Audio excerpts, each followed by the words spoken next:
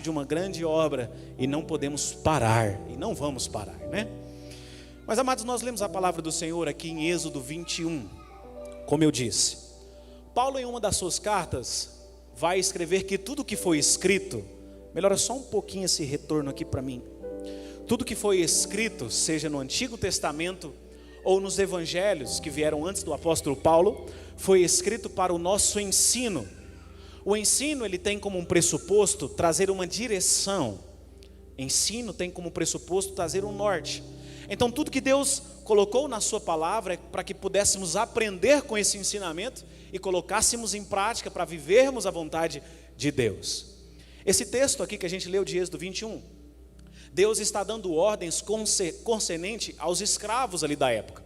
Era algo muito comum, na verdade, os escravos, essa ideia ou essa realidade de um escravo, de um servo na família, dentro de uma casa, por muitos anos, por muitos mil anos, fez parte da humanidade. Na verdade, há pouco tempo, né?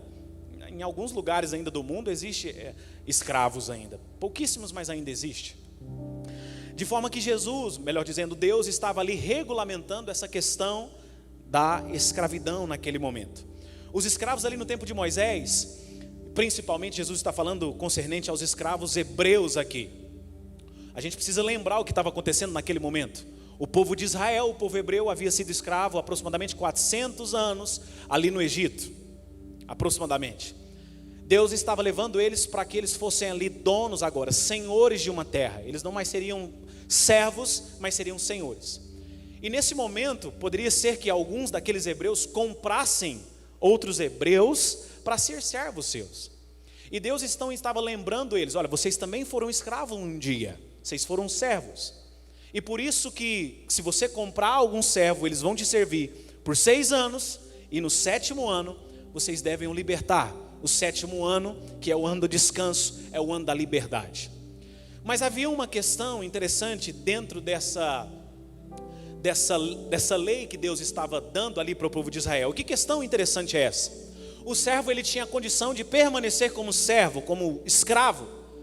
Muitas vezes o Senhor tratava esse servo de uma forma tão amorosa, tão gentil, dava tantos bens para aquele escravo, que ele nem era tratado mais como um escravo, mas como parte da família. Ele servia aquela família, mas era como um filho. E aquilo ali gerava um vínculo. É por isso que havia essa condição. Se o escravo quiser ficar na casa do seu senhor, ele vai fazer isso por livre e espontânea vontade. Mas todas as pessoas precisam reconhecer que ele é um escravo por amor, e não mais por uma obrigação, que alguém pagou o preço que ele valia ali. Não, ele serve agora por amor. E qual era essa marca que esse escravo carregava? A gente acabou de ler. Para quem não sabe, uma sovela é uma espécie de uma agulha. Não sei, as mulheres aqui, as irmãs, talvez podem dizer até melhor do que eu. Graças a Deus, gente, homem não tem que passar sobre isso, né? Essa, como é que fala quando você se arruma muito?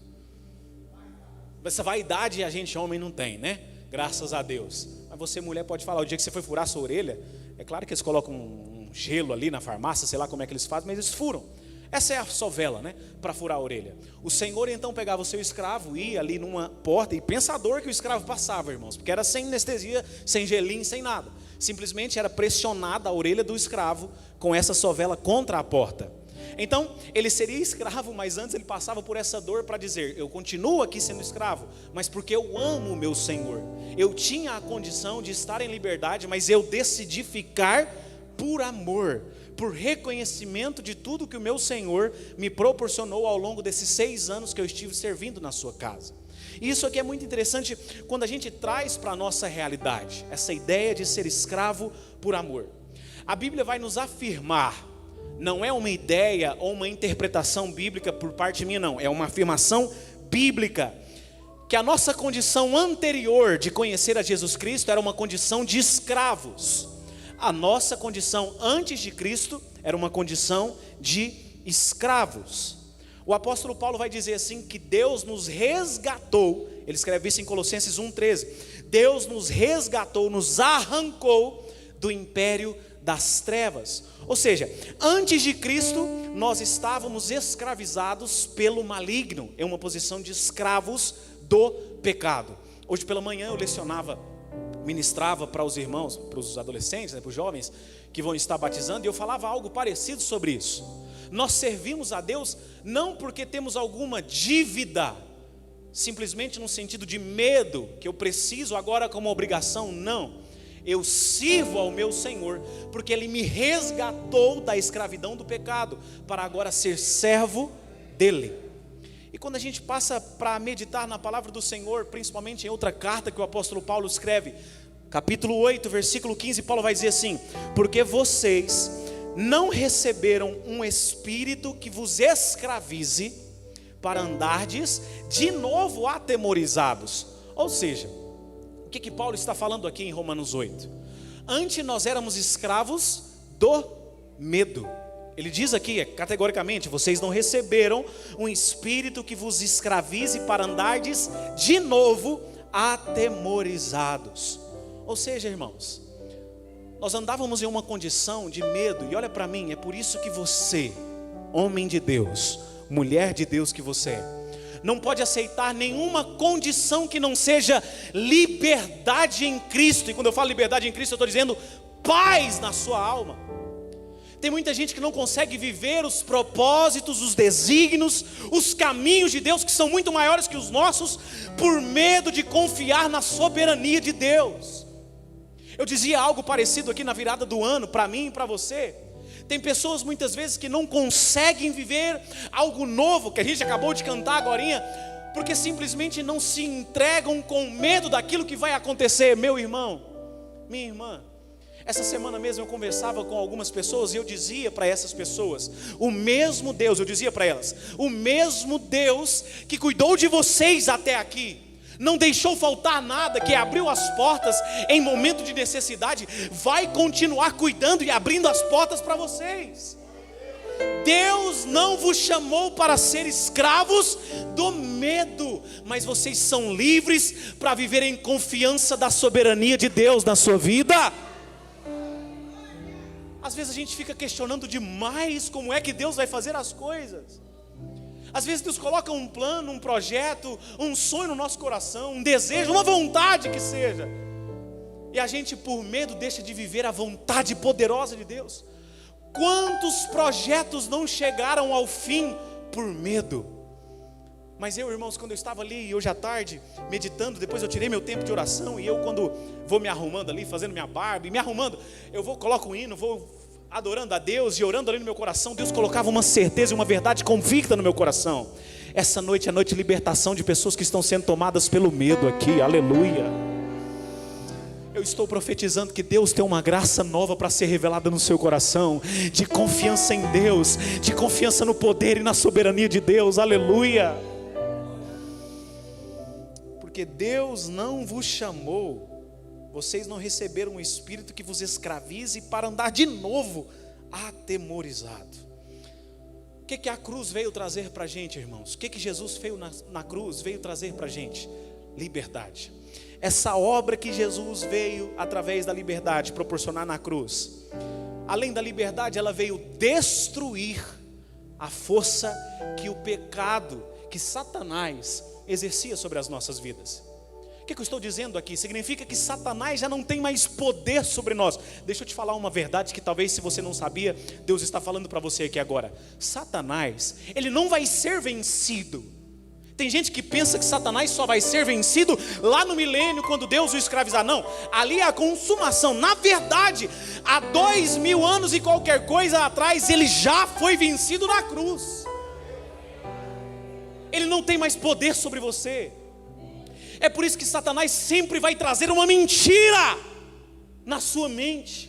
Ele sempre vai criar uma história algo irreal, algo que não existe, para trazer medo e te travar na posição que você se encontra, a fim de que você não viva aquilo que Deus tem para você. Ser escravo do medo, escravo de Satanás. E quando Jesus então consuma aquela obra, não é somente a liberdade ou a salvação que Jesus está trazendo para mim e para você, mas Ele está demonstrando para nós: eu venci Satanás por amor a você. Irmãos, nós precisamos nos apropriar dessa condição. Se Jesus venceu por mim, Satanás não pode contra a minha vida. Ele pode às vezes colocar qualquer tipo de pensamento, porque ele tem esse poder de gerar um pensamento de dúvida, de questionamento. Mas nenhum pensamento que Satanás pode ter é maior do que o pensamento que o meu Deus tem para mim. Jeremias capítulo 29 versículo 11: porque eu é que sei o pensamento que tenho a vosso respeito, pensamento de bem e não de mal, para vos dar o fim que vocês esperam. Esse é o pensamento de Deus para você, irmão. Não podemos ser dominados pelo pensamento de Satanás. E o que acontece é que tem muitas, não poucas, pessoas sendo dominadas por esses pensamentos. E quando eu digo os pensamentos de medo, não é somente algo que trave a gente em um sentido material ou espiritual, mas esse pensamento de medo é toda vez que a minha expectativa não está satisfeita em Deus, eu me relaciono com o pecado. O relacionamento que eu desenvolveria com Deus, pela minha plena confiança e satisfação em Deus, passa a ser voltada para o pecado. Eu passo a ser escravo do pecado. Escute, alguém disse algum tempo atrás que tudo aquilo que domina o homem é senhor daquele homem. Se você é dominado pela bebida alcoólica, você é servo da bebida alcoólica. Se você é dominado, eu não vou ficar citando vários exemplos, por qualquer coisa que seja, quiser alguma dependência, você é escravo daquela coisa. É por isso que eu prefiro ser o título dessa mensagem: eu sou escravo, mas eu sou escravo do meu Deus, porque é Ele quem comanda a minha vida. Aleluia, glória a Deus. Mas a gente precisa entender algo: como essa escravidão que eu estou falando, essa escravidão espiritual, surgiu. Bom, é muito simples. Quando a gente volta no livro do Gênesis, lá no capítulo 1, capítulo 2 e no capítulo 3, quando vai relatar sobre a queda do homem, nós vemos que ali o homem é desligado da presença de Deus. Foi nesse momento que o homem foi vencido pelo pecado. Se você pode, pega a sua Bíblia comigo aí, 2 Pedro 2,19, ou então, por gentileza, se a projeção puder ajudar. 2 Pedro 2,19 diz o seguinte: quem é vencido em algo, se torna escravo daquele que o vence. Quem é vencido em algo, se torna escravo daquele que o vence. Quando Adão e Eva cedem ao pecado lá no jardim que estava no Éden, o homem passa a ser escravo daquele pecado, escravizado espiritualmente por aquela proposta que o maligno fez para Eva, alcançou Adão também. Eles passam a ser escravo daquela proposta do maligno, e passou então a ter essa condição de dívida para com Deus. É por isso que eu e você tínhamos, não temos mais, tínhamos uma dívida que não éramos capazes de pagar. Essa dívida foi gerada através de Adão e de Eva no pecado que estava ali no Éden, impagável. Salmo de número 49, versículos 7 e 8 vai dizer o seguinte: ninguém poderia dar a Deus o resgate pela vida do seu irmão, porque a redenção da sua alma era caríssima. É por isso que eu reitero o que eu acabei de dizer agora há pouco. Jesus não veio apenas perdoar os nossos pecados, proporcionando salvação. Mas Paulo mesmo vai escrever em Colossenses capítulo 2, versículo 14: ele riscou a cédula da dívida que era contra nós, cravando-a na cruz do Calvário. Sabe a dívida que eu acabei de falar aqui, que Adão e Eva suscitaram ali no Éden? Essa dívida já foi paga, irmãos, aleluia. É por isso que Paulo em Romanos capítulo 8 vai dizer assim: quem intentará acusação contra os filhos de Deus? É Deus quem os justifica. Não existe mais acusação, não existe mais dívida, porque alguém já pagou por você essa dívida. E ao pagar essa dívida, irmãos, Jesus então nos liberta dessa escravidão que foi gerada por essa própria dívida, a dívida que Adão e Eva começou ali no Éden. Só que Jesus, ele não veio apenas para quebrar essa condição de escravo lá do passado. Não foi somente isso. Quando Jesus faz o ato de redenção lá na cruz, para quem não sabe, eu vou explicar o que é redenção de forma rápida aqui. A Alessandra era uma senhora, e a missionária Cris é escrava da Alessandra. E eu ficava agora interessado em proporcionar liberdade para a missionária Cris.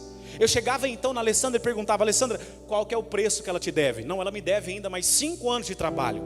Eu comprei ela só trabalhou 1 ano, precisa cumprir mais 5 anos. Não, qual que é o preço? Tanto. Então está aqui o preço. A partir de agora, a missionária Cris estava livre, ou para viver a vida dela da forma que quisesse, ou por amor, passar a me servir. Mas por amor, não porque eu obriguei. Foi justamente isso que Jesus fez por mim e por você na cruz. Ele pagou um preço, a dívida que era para cumprir a justiça de Deus. O apóstolo Paulo vai dizer: Ele se fez justiça por nós. Ele se fez pecado por nós, porque não éramos capazes de pagar o preço dessa dívida. É por isso que a partir de então, passamos a ser servos de Deus. Não por obrigação, mas pelo preço que Ele pagou por mim e por você.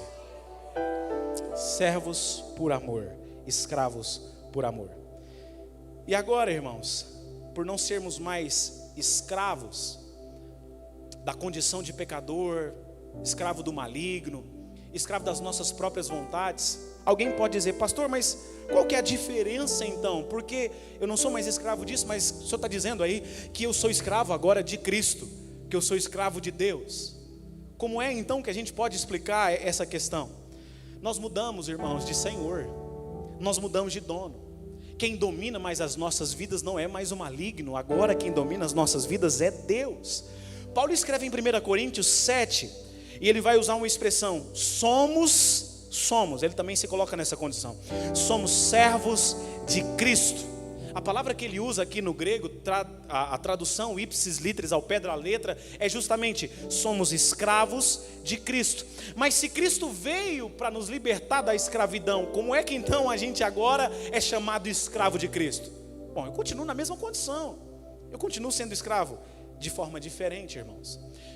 Dentro de uma legalidade, legalmente falando, juridicamente falando, a gente está na condição porque Ele pagou a nossa dívida. A gente estaria na condição de escravo.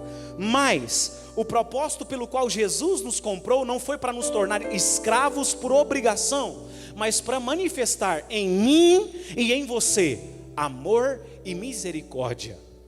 O propósito pelo qual Jesus nos comprou foi para manifestar amor e misericórdia, para que agora você possa ser chamado filho de Deus, família de Deus, herdeiro de uma herança incorruptível em Cristo Jesus. Isso é maravilhoso, irmãos. Isso é maravilhoso. Nada do que a gente possa conquistar, nada do que a gente possa fazer ou viver aqui nessa vida pode se comparar com essa condição que Cristo, não eu, não você mesmo, conquistou, mas Cristo conquistou por você, família de Deus. Eu dizia hoje para os meninos, eu gosto sempre de relembrar isso, que por aí afora, no mundo afora, as pessoas costumam dizer o seguinte: todos são filhos de Deus. Quando já ouviram essa expressão? Ah, todo mundo é filho de Deus. Quando já ouviram? Todo mundo já ouviu, né, gente? Todo mundo já ouviu isso. Só que essa é uma inverdade. Nem todo mundo é filho de Deus.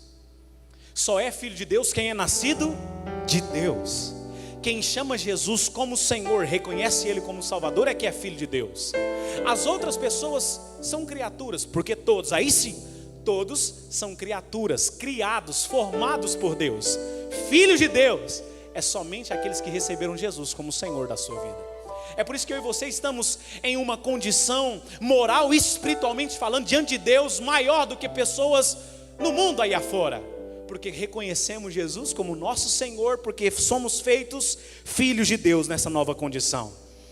É claro, irmãos, que Jesus não deseja nos obrigar a obedecer todos os seus preceitos, todos os ensinamentos que Ele nos ensina através dos evangelhos que foram escritos por Mateus, Marcos, Lucas e João. Não, Ele não quer nos obrigar a servir a Ele.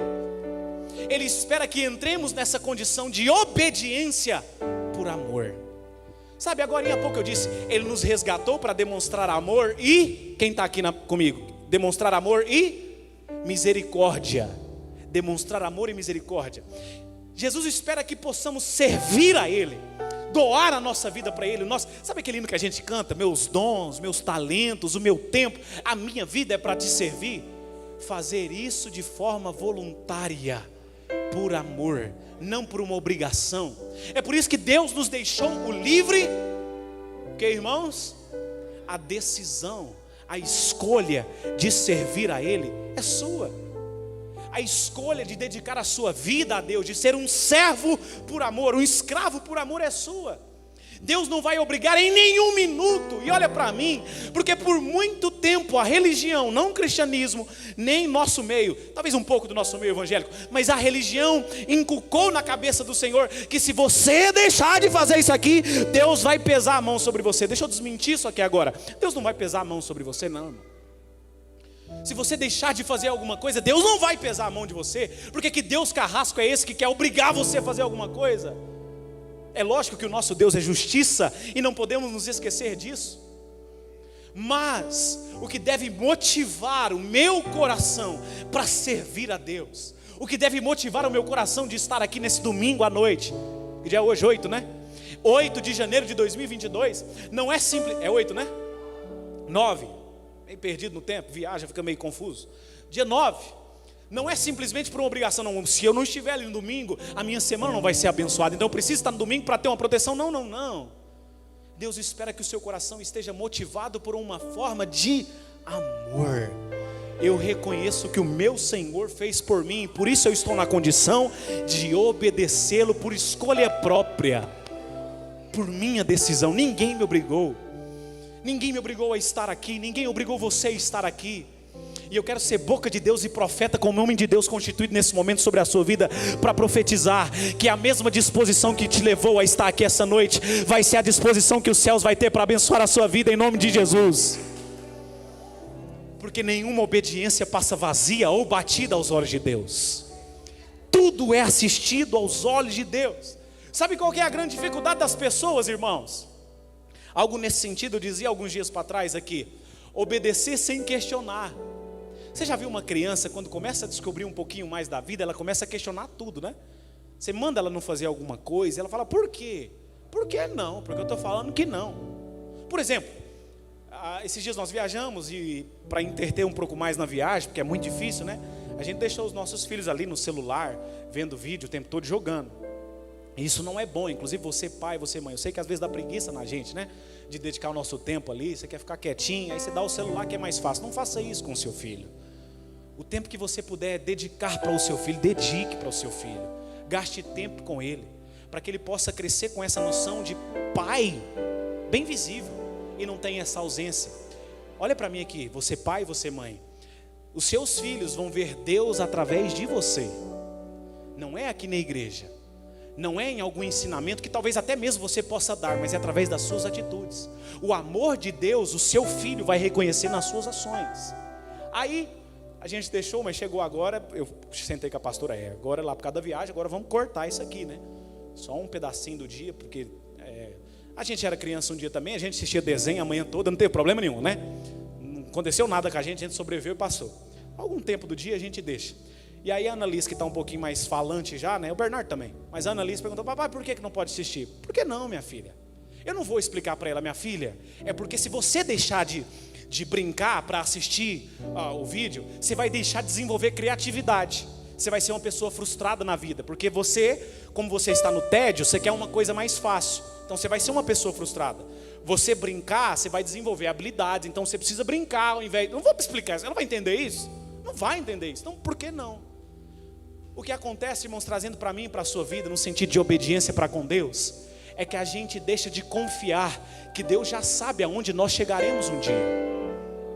Deus já sabe o que vai fazer mal para a gente nesse presente. E muitas vezes a gente quer fazer como uma criança emburrada. Por que Deus falou que não? E sai batendo os pés. O Bernardo está com essa mania, né? Outro dia eu peguei não a fivela, né? Eu peguei o cinto e lá no lombo dele. Rapaz, quieta com isso, moço. Ué, 3 anos de idade já quer mandar em alguma coisa? Vira gente, né?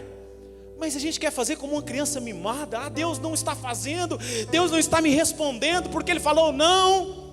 E às vezes Deus está sussurrando, Deus está falando de uma forma muito perceptível ao nosso coração, algo que é da vontade dEle. Ele só espera que nós possamos obedecer como um servo, obedecendo ao seu Senhor. E a gente entra por caminhos que muitas vezes trará consequências que nós não iríamos querer viver se soubéssemos antes, mas Deus nos alertou. Quiçá por um sentimento que Ele trouxe ao nosso coração, vai por esse caminho, meu filho. Não entra por essa porta, fica aqui nesse lugar, vai para aquele lugar. Deus nos dá uma direção e a gente passa a questionar por quê. Irmão, confie mais em Deus. Confie mais em o seu Senhor, que pagou a sua dívida e sabe o que é melhor para você. Sabe, o apóstolo Paulo, em uma das suas cartas, Filipenses, né? Filipenses capítulo 4, ele vai dizer assim: o vosso Pai suprirá todas as vossas necessidades. Paulo não diz apenas algumas necessidades, mas todas as necessidades. Precisamos desprender mais o nosso coração para obedecer a Deus, não por temor, por medo dele pesar a mão, que ele não vai pesar a mão. A gente colhe as nossas decisões, mas simplesmente por amor, sabendo que ele tem o melhor para as nossas vidas. Deus tem o melhor para as nossas vidas. É por isso que Jesus jamais vai nos obrigar, mas vai nos dar uma escolha para obedecer de forma voluntária. Sabe por quê, irmãos? Eu disse agora há pouco, citei meu exemplo aqui com a Ana Liz, com o Bernardo. Tem um propósito para eles deixar de assistir a televisão ali, que foi o exemplo que eu citei, para que eles possam desenvolver a mente deles. Muitas vezes Deus pede alguma coisa, te dá algum preceito, te dá alguma ordem, mas existe um propósito por trás, existe uma vontade. E a gente sabe muito bem daquele texto da palavra do Senhor, Romanos capítulo 12, versículo 2, porque a vontade de Deus, ela é boa, agradável e o que, irmãos? Perfeita. Se é perfeita, não existe nada que possa trazer algum tipo de mal-estar para as nossas vidas, porque é perfeito, é completo, é pleno a vontade de Deus. Da mesma forma que a vontade para o mundo, para a humanidade de Deus foi revelada em Cristo, o apóstolo Paulo vai dizer: vindo a plenitude dos tempos, Cristo veio ao mundo. Da mesma forma, a mesma plenitude que habitou em Cristo, Deus deseja depositar na sua vida, através de um coração de um servo por amor, por obediência. Toda a obediência, já no contexto do Novo Testamento, né, já do tempo da graça que nós estamos inseridos, ela tem a mesma base do Antigo Testamento. Olha aqui para mim em nome de Jesus, eu já estou terminando. Deuteronômio capítulo de número 11, a Bíblia vai falar sobre amar a Deus e guardar os seus mandamentos. Olha aqui para mim, escuta essa palavra que eu vou te falar. A maior demonstração que eu e você podemos fazer a Deus é obedecer a Ele.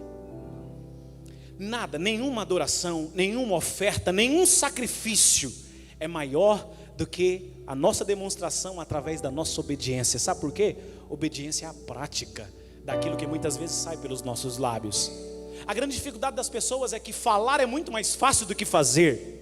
É muito mais fácil eu dirigir palavras de adorações, palavras muitas vezes rebuscadas, palavras difíceis, né, no nosso linguajar do português, do que demonstrar isso nas nossas atitudes. Mas o Senhor vai dizer: obediência é o que eu quero. Deus não está procurando, irmãos, atitudes vazias, sacrifícios vazios. Deus está procurando corações dispostos a obedecer a Ele. E eu sei que Deus trouxe você aqui essa noite para te falar isso, para te colocar em uma nova condição de obediência diante dEle, para viver um novo propósito na sua vida. Irmão, olha para mim aqui em nome de Jesus. E existe um processo. Tudo que Deus vai realizar na nossa vida não é do dia para a noite. Israel chega em Canaã, depois de 40 anos, herdam um propósito, herdam a promessa. E muitas vezes a dor do propósito, a dor do processo, desculpe-me, muitas vezes a dor do processo quer sufocar os nossos olhos, quer tampar os nossos olhos, tampar a nossa visão da promessa que Deus fez para as nossas vidas. E a gente desiste de obedecer. Aquela geração que saiu lá do Egito não entrou em Canaã, porque desobedeceu a Deus. Uma outra geração Deus suscitou para que herdasse a promessa, uma geração disposta a obedecer a Ele. A gente precisa entender que por mais que o processo traga dor, a promessa cura todas as dores que foram geradas no processo. E isso, irmãos, é espiritualmente incomensurável, não tem como mensurar a proporção que Deus vai realizando isso em nossas vidas. Em João capítulo 14, versículo 21, Jesus vai dizer: aquele que tem os meus mandamentos e os guarda. Eu vou repetir: o que tem os meus E faz o quê? Esse é o que me ama. Quem ama, obedece. Você pode repetir isso para mim, irmão? Quem ama, obedece. Ser um escravo por amor, irmãos, é justamente se colocar nessa posição de que não se trata das nossas escolhas, das nossas decisões, mas de viver em submissão à vontade de Deus. E em primeiro lugar, em submissão à sua palavra. Porque tem muita gente, muitas vezes, que fica questionando: como é, pastor? Eu já ouvi isso muitas vezes, pessoas indagando: como é que eu posso descobrir a vontade de Deus? Eis aqui, irmãos, eis aqui a vontade de Deus. Talvez você entrou esse ano falando: não, esse ano de 2022 eu vou ler a Bíblia toda. Parabéns, que Deus conserve essa decisão no seu coração. E você chega lá no dia 31 de dezembro: eu consegui, eu li toda a palavra. Mas mais do que ler toda a Bíblia como um propósito pessoal, é meditar nesse livro aqui. E meditar é muito mais do que ler. Meditar é entender aquilo que Deus traz para as nossas vidas através da palavra dele. Em primeiro lugar, precisamos entender essa palavra manifesta que expressa a vontade de Deus. Evangelho não se trata somente sobre um cântico, sobre hinos bonitos, sobre se reunir algumas vezes nas semanas. Não, isso não é evangelho. Evangelho é obediência. Evangelho é renúncia. Eu sou servo, mas por amor. Jesus vai dizer o seguinte para os discípulos, e se estende a nós: façam discípulos em todas as nações. Escute isso: façam discípulos em todas as nações, ensinando-os a guardar tudo o que eu vos tenho ordenado. Sabe qual que é a expectativa de Jesus? Que todo o ensino dele seja praticado por mim e por você, que possamos obedecê-lo. E essa obediência é a marca das pessoas que entenderam o senhorio de Cristo. Eu sou servo, mas sou servo por amor. Ele é o meu Senhor. Nós precisamos entender, irmãos, essa relação de olhar para Jesus como o Senhor e nós como escravos. Não que isso de alguma forma nos rebaixe ou faça de alguma maneira que a gente tenha menos valor aos olhos de Deus. Não, porque Deus não nos trata como escravos. Olha para mim, diferentemente de Satanás que cobra aqueles que não servem, Deus não nos trata como escravos. Deus nos trata como filhos, mas Ele deseja que o tratemos como pai. Eu obedeço o meu pai, sem questionar, sem perguntar o porquê. Eu estou disposto a cumprir a vontade do meu pai. E reconhecer Jesus como Senhor nos coloca nessa posição de obediência. Olha só o que Jesus diz, irmãos, em Lucas 6, verso 46. Por que é que vocês me chamam Senhor, Senhor, e não fazem o que eu digo? É por isso que Jesus vai dizer, ali no sermão da escatologia, no sermão escatológico, que começa em Mateus capítulo 24, que naquele dia muitas pessoas vão dizer: Senhor, Senhor. O que Jesus vai dizer? Afastai-vos de mim, vós que praticais a iniquidade, eu não vos conheço. Mas a gente fez milagre, a gente fez muitas proezas em seu nome. Não, mas vocês não me obedeceram, que era só o que eu queria, a obediência.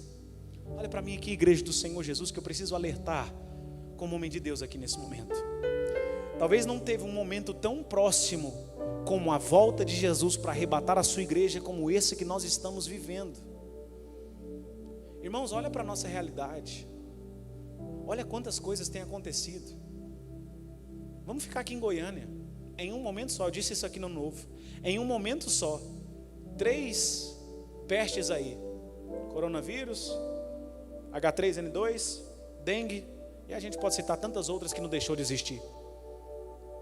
Irmãos, é tempo da gente acordar para obedecer ao nosso Senhor, mas não por obrigação, por amor. Por amor à sua vontade, entendendo que Ele não só tem o melhor para hoje, mas tem eternidade para nós. Tiago capítulo 4, versículo 13. Tiago vai dizer assim: vocês que dizem hoje ou amanhã iremos a tal cidade, negociaremos, ganharemos dinheiro, deveriam dizer primeiro, se o Senhor quiser.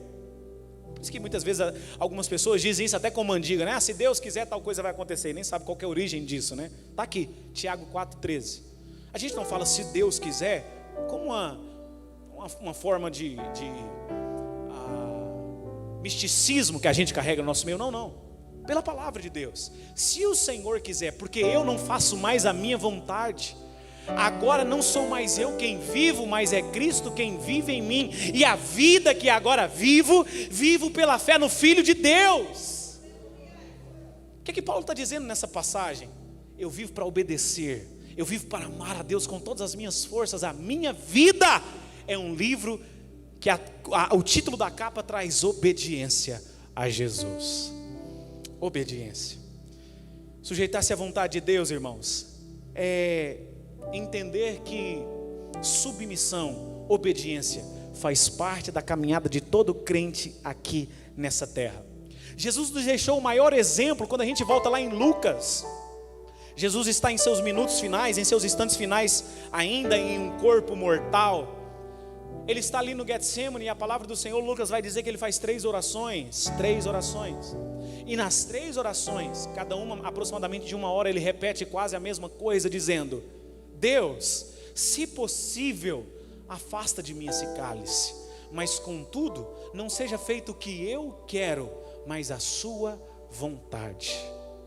É isso que Deus espera que nós façamos. Deus, se possível, quantas vezes, irmãos, eu oro assim: Deus, afasta de mim essa coisa, me tira desse lugar, não deixa eu viver isso aqui, mas contudo não seja feito o que eu quero, mas o que o Senhor quer. Essa precisa ser a nossa oração diária. Pai, eu não sei o que esse dia reservou para mim, eu não sei quais os sentimentos, quais as palavras que as pessoas vão direcionar para mim, e as emoções talvez podem ser confundidas, mas o que eu quero viver é a sua vontade no dia de hoje. A gente precisa começar a acordar e no nosso primeiro respirar, se sentado, se deitado, se ajoelhado, não sei qual a posição física que você vai falar isso para Deus, mas ter isso como uma prioridade. Pai, que seja feita a sua vontade na minha vida, me ajude a entender os teus caminhos, me ajude a entender os teus desígnios. Deus, eu não estou entendendo porque essa porta fechou. Deixa eu contar aqui um testemunho pessoal. Perdi R$200 essa semana. Sei o que eu fiz, estava em nota de 10 e de 20, eu viajando lá, não sei o que eu fiz com esse dinheiro. E eu perguntei para Deus: Deus, por que isso aconteceu, Pai? Aí a gente fala para Deus: eu sou dizimista, sou ofertante, perder R$200, para muita gente não tem nada de mais R$200, mas é muito dinheiro, R$200, Pai. Por que o Senhor deixou isso acontecer? Eu fui eu que perdi, Deus não tem nada a ver com isso não. Mas indaguei a Deus: por que isso aconteceu? E aí na hora eu entendi o Espírito Santo às vezes comunicando ao meu coração: preciso ter mais atenção em algumas coisas, é preciso saber gerir melhor aquilo que está na sua mão. Sabe, irmãos, quando nós nos colocamos em uma posição para entender o que Deus quer nos comunicar através da situação, Ele revela a vontade dEle nas nossas vidas, Ele nos faz entender o que Ele nos está ensinando, porque a vontade dEle é boa, agradável e perfeita, não existe erro. A gente precisa aprender a fazer essa oração: que não seja feita a minha vontade, mas a sua vontade. A salvação, irmãos, entra na vida daquelas pessoas que se alinham com a obra que foi feita ali na cruz com Jesus. E a resposta desse alinhamento ali com a obra na cruz é a obediência. É a condição de ser servo, de ser escravo por amor. É por isso que a gente serve na igreja. É por isso que a gente, eu sempre gosto de dizer isso, que ninguém foi chamado para ficar em uma posição parado. E cada pessoa tem um ministério diferente. Às vezes um ministério de intercessão, às vezes um ministério de contribuição, às vezes um ministério de conduzir a igreja em adoração, de palavras. São muitos ministérios, porque são dons que Deus distribuiu para cada um de nós. Mas certo é que ninguém foi chamado para ficar sentado em uma poltrona num âmbito chamado igreja. Todos fomos chamados para produzir. Isso faz parte do reino de Deus. O que rege o reino de Deus são frutos. E frutos é a resposta da obediência que nós nos propusemos a fazer quando aceitamos Jesus como Senhor da nossa vida. O momento em que eu e você, em algum dado momento, batizamos, aceitamos Jesus, nós dissemos: Pai, agora eu não obedeço mais à minha vontade. Eu tenho certeza, irmãos, que assim como você, deixa eu ser franco aqui com os irmãos, saí da minha casa, o clima estava agradável para ficar bem quieto no sofá, né, irmãos? E eu disse no meu coração: Pai, minha vontade era ficar quietinho aqui, mas eu não vou fazer o que eu quero, eu vou ali servir a igreja do Senhor, servir os teus filhos.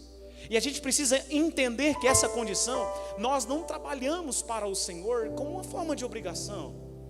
Nós não fazemos para o Senhor como uma forma que alguém vai cobrar de nós. Não, nós fazemos para Ele porque entendemos a condição que estamos alinhados a uma obediência de sermos servos, não por constrangimento, nem por torpe ganância, mas por amor. Quando nós obedecemos a Deus através dessa condição, para nós encerrarmos, irmãos, é a mesma coisa que a gente dissesse para Deus assim: Pai, eu estou aqui obedecendo a sua ordenança de expandir o seu reino aqui na terra. Olha aqui para mim em nome de Jesus. Tudo que a gente faz, irmãos, perdoe-me, tudo que a gente faz nesse âmbito que a gente é inserido, nessa comunidade de irmãos que somos inseridos, isso faz parte da expansão do Evangelho. Isso faz parte do reino de Deus aqui nessa terra. E quando a gente faz alguma coisa, a gente está se colocando nessa condição: Pai, eu estou obedecendo a sua ordenança de expandir o seu reino. O servo por amor, ele entende que tudo que faz a Deus, tudo que faz ao seu Senhor, traz uma recompensa que o seu antigo Senhor jamais traria. Olha aqui para mim em nome de Jesus. O escravo, irmãos, quando ele resolvia ficar na casa do seu Senhor, depois dos 6 anos, ele resolvia ficar porque ele entendia: pô, o meu Senhor me abençoou, Ele me deu uma esposa, através dessa esposa eu constituí uma família, eu tive filhos, então por amor a tudo que Ele fez, eu resolvo agora ficar. E aí ele passava a servir em forma de em forma de quê, irmãos? Gratidão. Sabe o que é que tem faltado na vida de muitas pessoas? Gratidão. Gratidão, irmãos, é a chave mais poderosa no reino chamado reino de Deus. Se existe uma arma ou uma chave que é poderosa, é a chave da gratidão. A gratidão faz a gente se assentar em lugares elevados, porque a gratidão me faz servir a Deus por amor. Fica de pé agora nesse momento em nome de Jesus. Paulo vai dizer aos Coríntios que o amor de Deus nos constrange. Sabe, irmãos, quem entende a grandeza do amor, do perdão, da graça que recebeu, da obra que foi consumada ali na cruz, isso deve gerar em nós não um peso, muito menos uma obrigação, mas um constrangimento de forma natural, para que possamos servir em obediência por amor. Aquele servo lá do Antigo Testamento, da orelha furada, quando ele furava a orelha, ele estava dizendo assim: ainda que eu tenha o direito da escolha, eu prefiro me submeter. Ainda que eu possa agora sair em liberdade, eu sei que o meu Senhor, a esse que eu vou continuar servindo, tem uma vontade perfeita para mim e para minha casa, que agora está aqui com Ele. O servo da orelha furada. A gente precisa, irmão, nos submeter a Deus e confiar que Ele sempre vai nos ajudar a escolher o melhor. Olha para mim aqui. A nossa escolha, ela é falha. Muitas vezes nós queremos fazer um bem, escolher uma porta e escolhemos errado. Talvez por falta de sabedoria, por falta de discernimento, por falta de visão espiritual. Muitas vezes entramos em lugares que Deus não tinha para nós. Mas Deus está aqui essa noite, irmãos. A promessa dele continua de pé, que se a igreja está reunida, Ele está no meio da igreja. Então Ele está aqui e o Espírito Santo está falando no meu coração, porque eu posso ouvi-lo aqui nesse momento. É noite em que Deus quer dar uma nova consciência para você, te colocar em uma nova posição de obediência, para entender: eu vou obedecer a Ele, e nada do que eu faça vai gerar um desprazer na minha vida, vai gerar um desconforto, mas toda a obediência que eu deixar aos pés de Jesus vai me levar para um lugar muito maior do que a minha própria decisão poderia me levar. Não só num sentido eterno, mas aqui ainda nessa terra. Pedro perguntou para Jesus, né? Jesus, a gente deixou casa, a gente deixou emprego, a gente deixou a nossa vida particular para servir ao Senhor, para obedecer ao Senhor. O que a gente vai ganhar com isso? Alguns lembram que Jesus respondeu: Pedro, não há ninguém que faça isso que você falou, que ainda nessa vida eu não dê 100 vezes mais, e na outra a vida eterna. Nada, nenhuma obediência passa batida aos olhos do Senhor. Sabe, irmãos, se eu e você fomos conduzidos pelo medo, se formos servos por medo ou temor a Deus, não, eu sou servo porque eu tenho medo, porque tem uma condenação para aqueles que não serviram. Isso vai gerar um peso no nosso coração. E a caminhada, olha para mim aqui em nome de Jesus, a caminhada com Cristo vai passar a ser pesada demais, porque a gente serve por medo. Se eu deslizar, se eu sair um pouquinho da linha, vai acontecer algo muito ruim, porque eu estou servindo por medo, e passa a ser pesado. Deus não quer que você sirva a Ele com peso no coração. Deus não quer que você se sujeite a Ele com peso, com medo de alguma coisa dar errado, mas que você possa se submeter a Ele por confiança plena e total, que Ele tem o melhor para a sua vida. Aleluia. Ele tem uma provisão nova para os seus filhos. Irmão, olha para mim, principalmente você, pai e mãe que está aqui. Eu quero ser boca de Deus para dizer que aquilo que você não viveu até hoje, os seus filhos vão viver muito mais. Os seus filhos vão gozar de uma provisão plena da parte de Deus. Aleluia.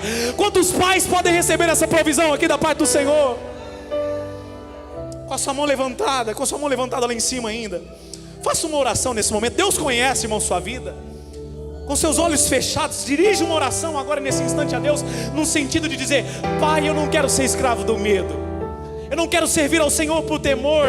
Eu não quero servir ao Senhor por peso, não, mas simplesmente ser servo por amor. Eu sei que o Senhor tem o melhor para mim nessa terra, Pai. Eu sei que o Senhor tem pensamento de bênção, o Senhor tem pensamento de paz. Eu quero me render de forma total à sua vontade. Jesus, eu quero pedir ao Senhor sobre cada coração que aqui está. Se existem pessoas sendo aprisionadas pelo medo, se existem pessoas sendo aprisionadas pela ansiedade, pela falta de confiança no Senhor, liberte esse coração aqui nesse momento, Pai. Liberte essa vida para a glória do Senhor. Traga uma nova compreensão à mente do seu filho que aqui está, a fim de que eles possam entender a soberania do Senhor e obedecer ao Senhor por amor e confiança que o Senhor está no controle de todas as coisas. Pai, nos ajude em nossa limitação, nos ajude em nossa fraqueza. Nós somos pó, nós somos falhos. Se não for a sua graça nos sustentando, se não for a sabedoria que vem do Senhor, nós não sabemos como escolher. Deposite da sua sabedoria em nossos corações, ó Pai. Nos ajude a viver o que o Senhor tem para nós, conforme a sua vontade e não conforme o nosso querer, Jesus. Aleluia, Espírito Santo de Deus. Aleluia. Louva essa canção agora nesse momento com a sua cabeça curvada. Fala para o Senhor nesse momento. Uma melodia, aleluia. Ele me encontrou. Aleluia, Deus. Me cercou com uma canção, oh Espírito Santo, que me libertou dos meus inimigos, dos meus medos, me salvou. Levante uma das suas mãos nesse momento agora, irmãos. Eu não sou mais escravo. Profetize sobre a sua vida nesse instante, com a autoridade e graça de Deus. Eu Aleluia. sou filho de Deus. Eu sou filho de Deus. Eu não sou mais escravo do medo. Diga nesse instante: eu sou filho de Deus. oh Espírito Santo de Deus, aleluia.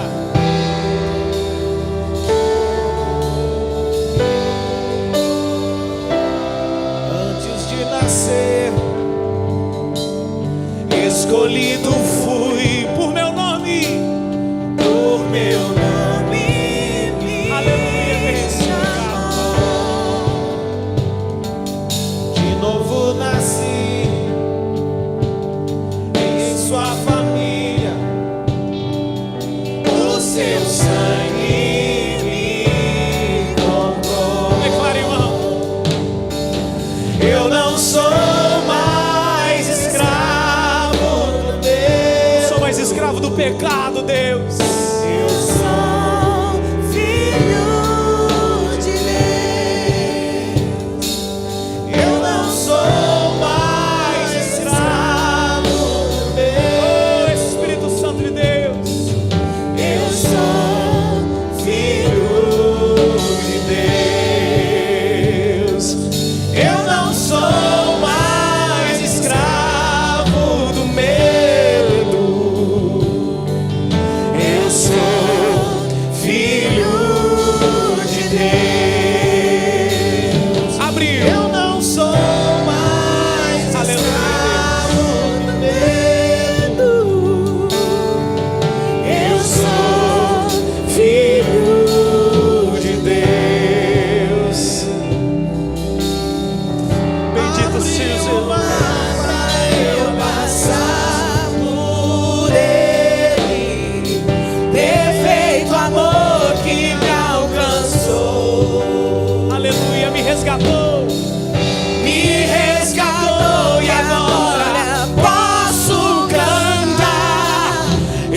sou filho de Deus. Abriu o mar pra eu passar por ele. Perfeito amor que me alcançou. Me resgatou e agora posso cantar. Eu sou filho de Deus.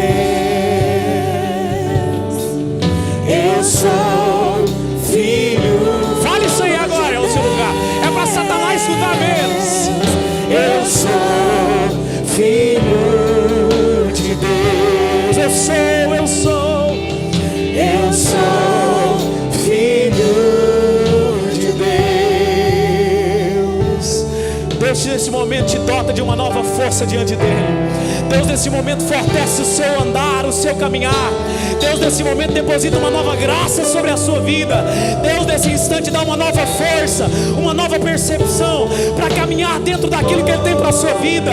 Você vai ter uma semana maravilhosa, porque a bênção de Deus vai te acompanhar. À medida que a obediência é a sua companhia, Deus vai te fortalecer. Deus vai dar graça nos seus projetos. Essa semana Deus vai trazer notícia nova sobre a sua casa.